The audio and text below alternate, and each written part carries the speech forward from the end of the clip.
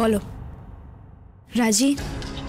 আরে এসব নটি বুদ্ধি দেওয়ার জন্য সকাল সকাল আমাকে এখানে ডেকে এনেছে? হ্যাঁ পাগলি, ইউ পাগলি। একদম বাজে কথা না চ্যাংস, কাজের কথা এসো এবার। কেন বুঝতে পারছো না? তোমার আর আমার উদ্দেশ্য একটাই, সেটা হচ্ছে এই গাঙ্গুলি বাড়ির সম্পত্তি। আর সেটা যখন আমরা দুজন একসাথে পেতে চাই, যখন আমাদের দুজনের লক্ষ্য এক, যখন আমাদের দুজনের রাস্তা এক, তখন কেন আমরা আলাদা আলাদা হাঁটবো? আমরা একই রাস্তায় হাঁটবো, তাহলে আমরা ইজিলি অ্যাচিভ করতে পারবো। ইজিলি না? আমিও অমনি তোমার মতন ইজিলি এখানে ঢুকে চাকরি পিসিং করতে থাকি আর কি। দরকার নেই বাবা, টাটা।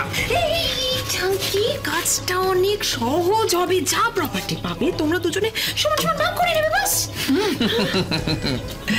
মশিজি, মশিজি, আমি জানি আপনি বিউটিফুল, কিন্তু আমি তো ফুল নই, তাই না?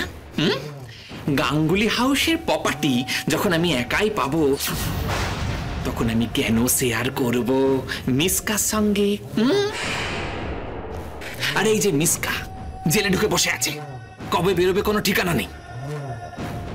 পিকু বৌদিমণি কি এত সহজে কেসটা তুলে নেবে? মনে তো হয় না।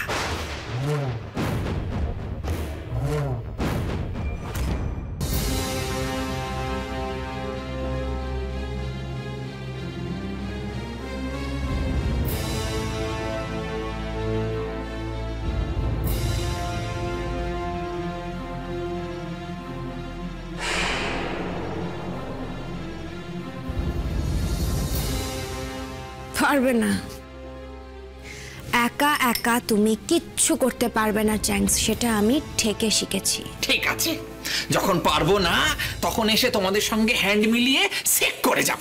এখন আমি চললাম, গুড বাই, বাড়ি যাই। ইডিয়েট।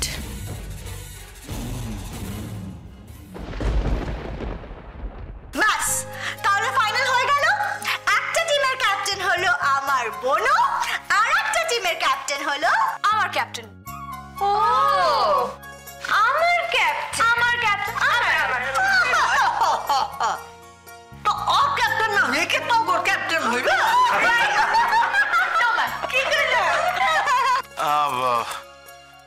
আমি কিন্তু রাজি নই। কেন কেন ঈশান, তুমি রাজি নও কেন? বৃন্দা দাঁড়াও দাঁড়াও, আমি বুঝতে পেরেছি ও রাজি নয় কেন। আসলে পিকুর অপোজিটে তো, তাই আমার ছোট সাহেব ভয় পাচ্ছে।